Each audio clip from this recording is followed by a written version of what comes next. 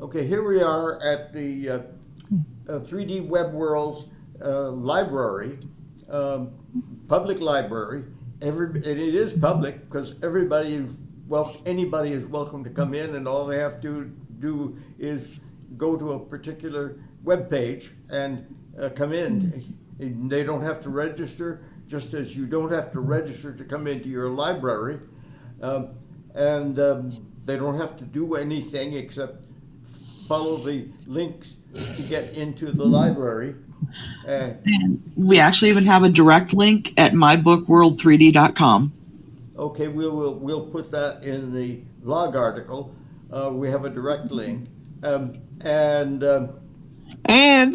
Because it's online, we're all in different places and we can meet together. And unlike most libraries, we don't have to be quiet. Exactly. We don't even have to wear a mask. Right. That's the best part right now. Yeah.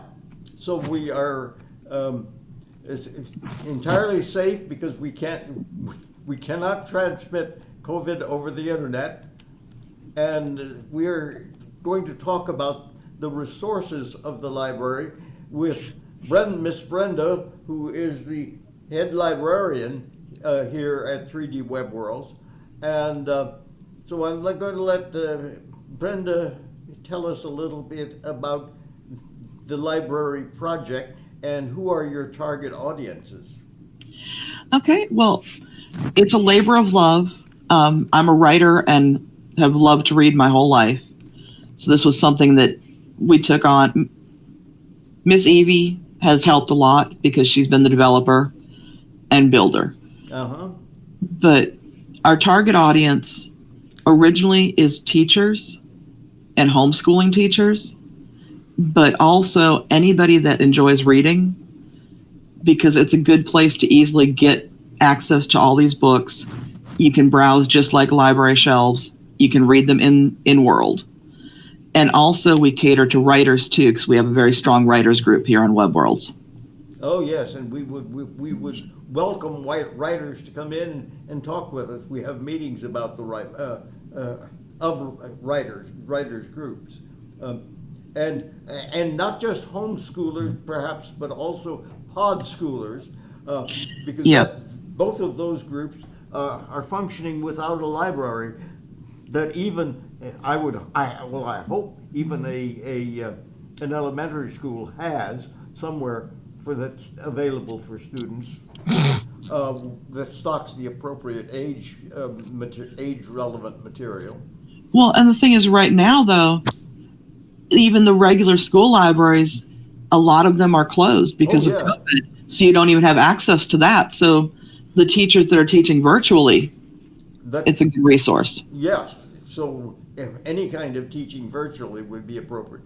And I see that you've got this as in a timeline. So we're actually standing before the BC area, and I see we've got Homer there. And I'll come up close so the Homer shows, and I see. Let's see. You've got a funny looking thing there. It doesn't look at all like a book. Right there in the middle, and that is. Would you like to explain that? That is the Rosetta Stone. Mm-hmm. It basically is one of the first pieces of written work that has been found. And it also allowed for translations of other things, because it's just a government proclamation, but it was written in 3 different languages. So by comparing those 3 different languages, they were able to decipher it, and it kind of became the basis of language. Yeah. So that marks out, and we won't go into the details of all of them, but let's move ahead then to the medieval times, and again we are pre-Gutenberg, so we're not talking about very widespread use of books at this point. Yes, and also you may notice up in that upper right-hand corner is an actual Easter egg. Mm-hmm. And we've got a couple of those throughout the library and through other areas. So it's just a little bit of extra tidbit of knowledge besides what you actually see in the pop-up window when you go to look at a book. There's actually a lot of those around the library. Okay, now would you like to explain what you mean by an Easter egg? It's a term that comes from old DVDs. It's basically a hidden gem of something secret. Yes. And in our case, it's secret information that, just gives you a little bit extra information about things in the library. It's stuff that you may not know. For example, if you are in the library looking for something about Shakespeare, you will find an Easter egg that will tell you things about Shakespeare that maybe not everybody knows. Yep. Yes, and I see this. The Easter egg I'm taking is this oval thing. Yes, the little egg. Yes, and I see Geoffrey Chaucer mentioned. Right. There's just a little bit of information about him. And the Canterbury Tales. Yeah. Yep.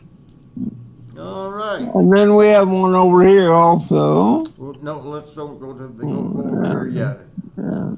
Okay, so, and what else do we have in the medieval times? We've got, I presume we've got Chaucer and, we got, actually, all of these books, if we if we put our little red circle on a book, we will get some sort of information. Is that right?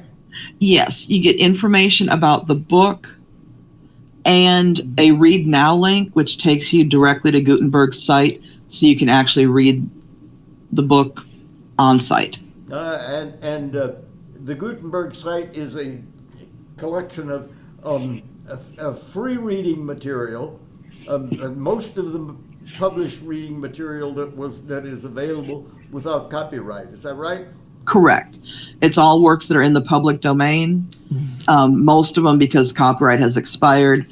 Some newer things that people have published specifically to be in public domain. Mm-hmm. So this is something that means, of course, it is the entire text is available on the web with at no cost to the reader. Correct. Our particular link is a Read Now that takes you directly into it. They do also, through the Gutenberg site, you can download some of the books, and some are available as audiobooks. Uh-huh.